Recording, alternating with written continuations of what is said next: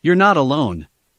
If you need someone to talk to today, please contact Crisis Services Canada by either calling them at 1-833-456-4566 all hours of the day.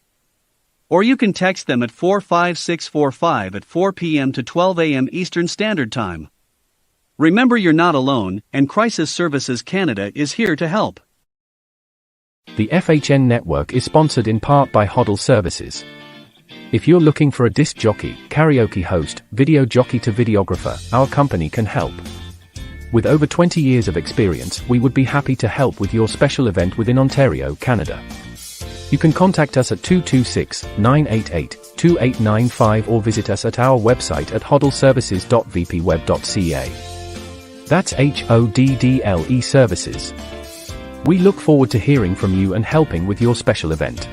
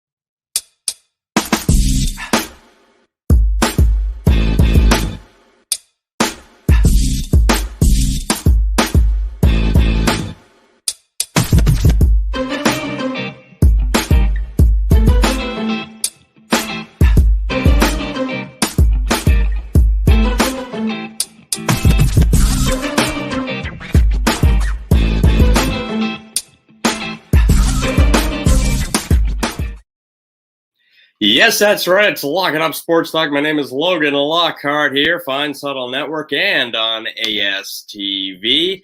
It was Game 4 of the Stanley Cup Finals last night. We're going to get into it all. Remember, we do this every Tuesday, 1 p.m. Eastern Time. Now, Montreal, this is a team that's on a historic run. Everyone knows about it. Everyone in the hockey world, you can be in any market in this league. They're talking about how the Montreal Canadiens are putting together a historic run. And you know what? It looked like at one point we were going to have a final game yesterday, and that was going to be it. And the Tampa Bay Lightning were going to hoist the cup in the Bell Center, and it didn't happen. And we've kind of seen this movie before with Montreal, haven't we? Their backs are against the wall. Everyone's saying it's over, it's over. And here they come. And they've won a lot of overtime games. It seems like deja vu, and if it feels like it, it's because it is. This has happened a lot with Montreal. They win at home, and they win in overtime. And, what you saw on Friday night was a little shocking for Montreal to come out like that. But you got to give credit to Tampa, right? And Tampa wins 6-3. They got the opportunity for the sweep. And the mayor of Tampa, and this was big news, okay? I know people have heard about it, but, the mayor of Tampa says, it wouldn't be so bad if the Lightning lost Game 4 so they can come back to Amalie Arena in Tampa and win it Game 5. Game 5 is Wednesday. There's quite a bad tropical storm going on in that area right now, which is why the Tampa Bay Rays game was canceled. People were wondering, why was the Rays game canceled? They play in a dome. Well, no, this is pretty bad. So, right now, Wednesday, 8 o'clock, same time for Game 5 of the Cup Finals. That's looking like it's in order, but you got to keep your eye on that storm there because, again, we're in the middle of the Stanley Cup Final. Of course, that's going to be part of the story here. Now, with Montreal, though, Carey Price, I was prepared to say, if they lost this series yesterday, I was prepared to say he's run out of gas, forget about it. It was a good run. But you know what? It all comes to an end at some point. He's not young Carey Price anymore. We might have had to expect this, especially when Andre Vasilevsky on the other end is the age he is and playing the way he is still. But Price has not had a great series. He was pretty good yesterday. He hung in there. But, Game 3, there were some bad moments in Game 1. Game 2, I understand. The team in front of him with the turnovers, that's a problem. Of course it is. But at the end of the day, this has kind of been what Montreal's about. It's about, hey, Carey Price is right there.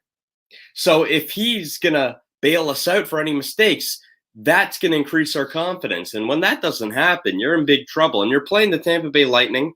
This is a team like no other in hockey right now. So, with Price, this is encouraging. And it was amazing how a lot of outlets yesterday before the game said, yes, Dominic Ducharme has confirmed Carey Price in net. Well, I think so, right? I mean, of course you're going to go to Carey Price. You're not going to Jake Allen in this point. Where we are in the playoffs and who Carey Price is, the franchise player. Forget franchise goalie. The franchise player, you're starting him. So, of course, you're not going to Jake Allen here. Now, can Montreal push this back to their home ice for Game 6? That, to me, is a tall order.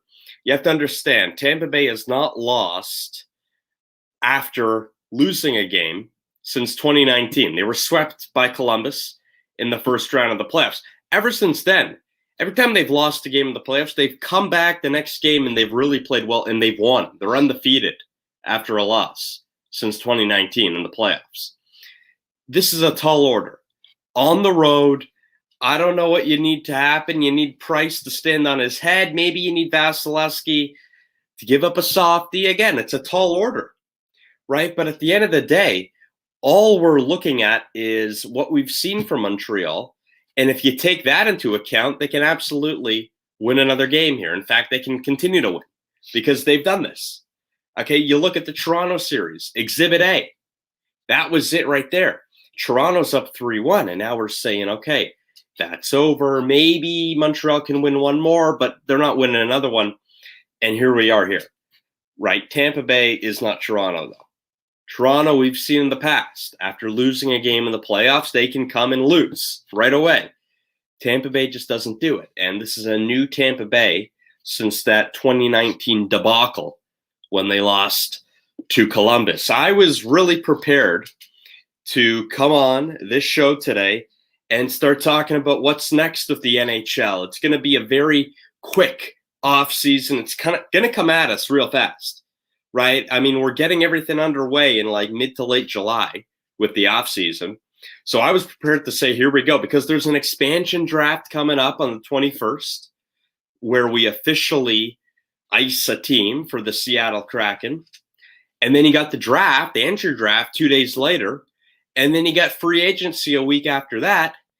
And I heard Commissioner Bettman, what he said in one of his most recent press conferences was, yeah, the season's starting early mid-October, right? Double digits, maybe October 11th, October 12th, something like that. So we're going to kind of be back to that normal schedule, which means the offseason is going to be very fast. Training camp's going to come around real fast. So, we've said this in other sports, particularly with the NBA. Last year, when they had their bubble, and then the offseason was real quick, and the draft and free agency, it seemed to happen in a blink of an eye. We're going to kind of have that now with the National Hockey League. And the expansion draft is always fun. It's going to be the same rules as when Vegas came into the league in 17-18. And, that's controversial to a lot of people, because to a lot of people, Vegas has too good of a team for an expansion team and to only be in existence for 4 years. A lot of people think that. So how is it going to differ from Seattle? It really won't at all. It's the same rules. The only exception is that Vegas will not have to lose a player because they're a newer expansion team. So they don't have to give a player to Seattle. Everyone else, it's open season. So you're kind of going to see the same thing. It's an interesting thing to look at one day, how the expansion draft has changed over the years. Of course, where we are at this point, it's a lot more generous to the expansion team. The rules that are in place, you're going to have a pretty good talent pool to pick from. And it's going to happen of Seattle here. I'm still under the belief that Vegas is an oddity here with how successful they've been in the short amount of time. I'd still be shocked if Seattle can come out of the gate, go to a cup final, make the playoffs every year, be at the top of the division, win playoff rounds. I don't know. I mean, I'd be shocked. But if that happens, I guarantee you they're going to change the expansion rules a little bit because there's going to be some unhappy owners around the league. If Seattle is a booming success and they're winning a lot of games, you kind of think about a team like the Toronto Maple Leafs. What are they thinking? Vegas has been to a cup final faster than we have. They have only been around for 4 years, right? I mean, it's just one of those things. Now, quickly, as we wrap up with hockey here with Game 5. Now, the goalie matchup was a big storyline coming into the series. Price Vasilevsky. I don't know if it's lived up to it because, like I said, Price, to me, after the first 3 games, I was saying he's run out of gas, fatigue. It's been a good run, but it's come to an end. And now all of a sudden, the goalies are kind of woken up in a way where this matchup is as big as it can be. Price definitely knows we're going to have to win every game. Montreal's 3 games away from winning the Stanley Cup. And that is something that Carey Price has not really been close to in the sense of this. They were in the conference finals in 2014. Price got injured in the first few games. Never really got a chance to close out that series. Here he is now in his first ever Stanley Cup final. It may have hit him. It didn't look like it hit him early in this series, and that's why he looks sluggish. But that's the wrap on Montreal here. Look, there's not much else to say. This series, quite frankly, if Tampa Bay won it yesterday, I probably would have come on this show and said that was the least compelling Stanley Cup final, maybe the worst I'd ever seen in terms of interest, just from a neutral standpoint, objectively. Let's judge the series for what they are over time. We hadn't seen a sweep in the Stanley Cup final since 1998, the Red Wings over the Capitals. So if it happened yesterday, I don't know what we would be saying. We'd be saying Tampa is one of the greatest teams I've ever seen. This wasn't a great series at all. There was a lot to build off of yesterday if Tampa Bay did in fact win. But the question now becomes, if Tampa Bay wins Game 5, am I going to have those same thoughts about this wasn't a very good Cup final?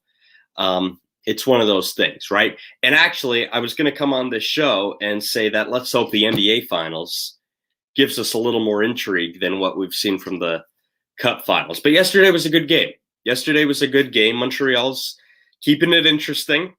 The story of the game for me, I mean, how can you ignore the fact that Shea Weber, the captain, takes a double minor, high sticking on Palat late in the game, and Tampa Bay, they have a 4-minute power play. They're going into overtime with a power play. This is a lethal group of guys to have the man advantage with, and they don't score. And Montreal scores 2 minutes later.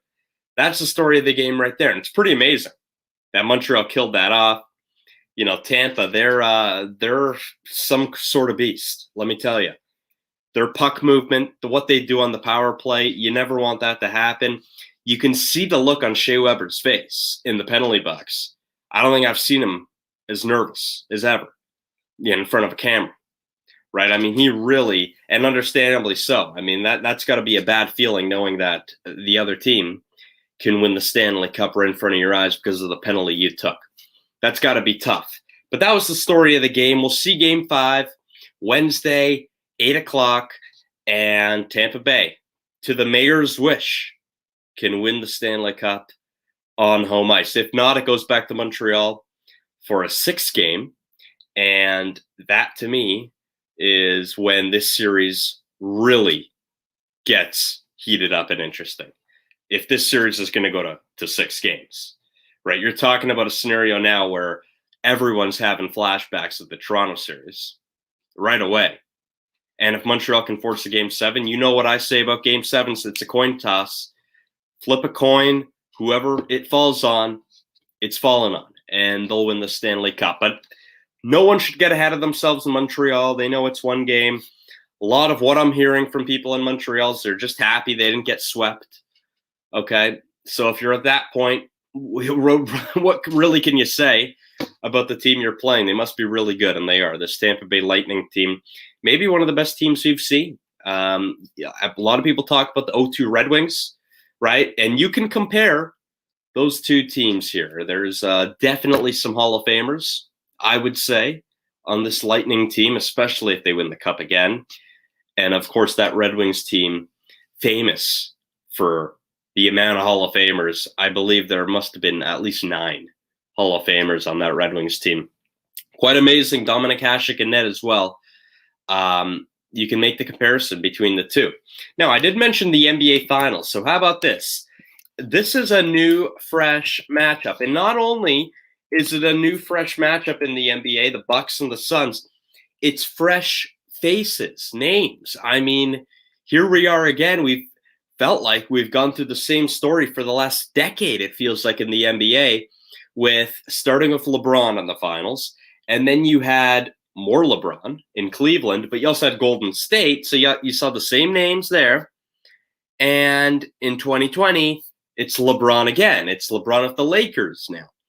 And here we are, an NBA Finals with no LeBron James, with no Golden State. Of course, we know what's happened to Golden State. But this is a fresh, intriguing matchup. I'm incredibly intrigued by this series. And I was just talking about the Cup Finals and how I was getting a little concerned that this was not a good finals. Historically, we would look back on it and say this hasn't been one of the better ones. I'm interested in this NBA Finals. When you have two fresh teams like this, the Bucks haven't been to the finals since the 70s. The Suns have never won a championship. Of course, them in the Charles Barkley days, they had some success, but they've never won. So here they are here. And again, this is to me as a finals where, you know, you can kind of toss it up and do a coin flip, right? Game 1's in Phoenix. And that's when you're taking into account that the opposition has arguably what you can say, maybe the best player in the world, Giannis Antetokounmpo, who may not even play. So I think there's a lot of intrigue in this NBA Finals. I would say much more than what we saw with Stanley Cup Finals. I went into that series, the Cup Finals, saying it's a goalie matchup, but what else do we got here? Because the other storylines that I was reading from people that they were writing, going, this is a stretch. I don't know if these are great storylines. I think this is a toss-up kind of series. I think that it's one of those series that you can kind of point to in a lot of historical lights, and this should be a good one, right? We've had a lot of NBA Finals over the years, especially in the last decade, where you can kind of predict what's going to happen. Now, if you were wrong in your prediction, well, you were wrong. But you can kind of see how the storylines are going to play out. You kind of know the narratives that are going to play out. I don't know the narratives in this series, right? And we know the NBA world, they love narratives. This is going to be real interesting. So Milwaukee, Phoenix tonight, game 1. Officially, this is when, we're back to normal, when both the NBA Finals and Stanley Cup Finals are going on at the same time and in kind of the summer months. Okay, so yes, returning to normal gradually. There you go. And I believe there were 3,500 people in the Bell Center last night. So, I don't know what it was for game 3. It might have been 3,500. But, they're still loud in there. The problem is they go to Tampa and they got to go in front of 18. How many do they have there? It's a full house. So that will be that. Now, again, that tropical storm, wishes, prayers to everyone in that area. Hope everyone's safe. And hopefully game 5 will go on without a hitch. Wednesday night, it's another must-win for Montreal. That is all for Lock It Up Sports Talk. My name is Logan Lockhart. We do this every Tuesday, 1 p.m. Eastern. It's on the Fines Huddle Network and presented by ASTV, where you can also watch Lock It Up. That it is. Until next week, here I am, signing off.